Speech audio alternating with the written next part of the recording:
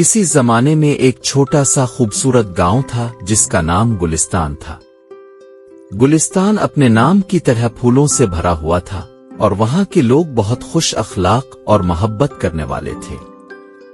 اس گاؤں میں ایک بوڑھا شخص رہتا تھا جس کا نام بابا رحمت تھا۔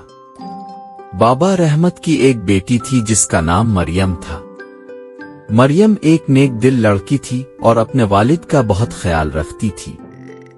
ایک دن گاؤں کے قریب واقع جنگل میں ایک بھیانک آگ لگ گئی۔ یہ آگ اتنی تیزی سے پھیل رہی تھی کہ گاؤں والوں کو لگا کہ وہ جلد ہی ان کے گاؤں تک پہنچ جائے گی۔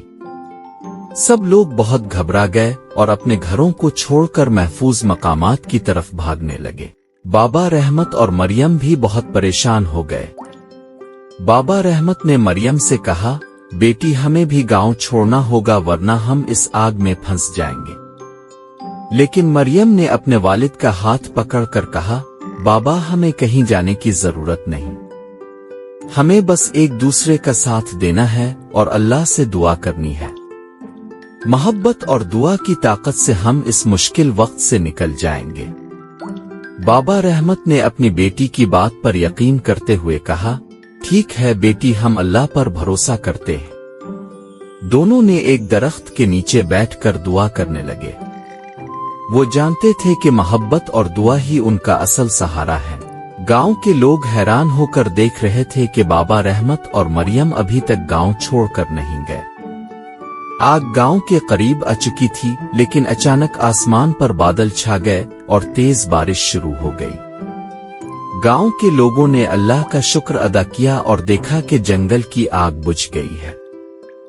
سب لوگ حیران تھے کہ اتنے کم وقت میں کیسے بارش ہو گئی۔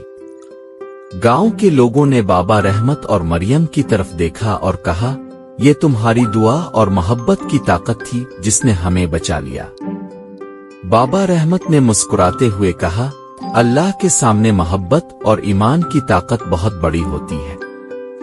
جب ہم ایک دوسرے کا ساتھ دیتے ہیں اور دل سے دعا کرتے ہیں تو اللہ ہمیں کبھی مایوس نہیں کرتا۔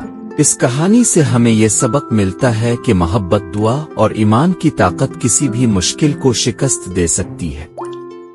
جب ہم ایک دوسرے کے ساتھ محبت سے پیش آتے ہیں اور مشکلات میں صبر کرتے ہیں تو اللہ ہماری مدد کرتا ہے۔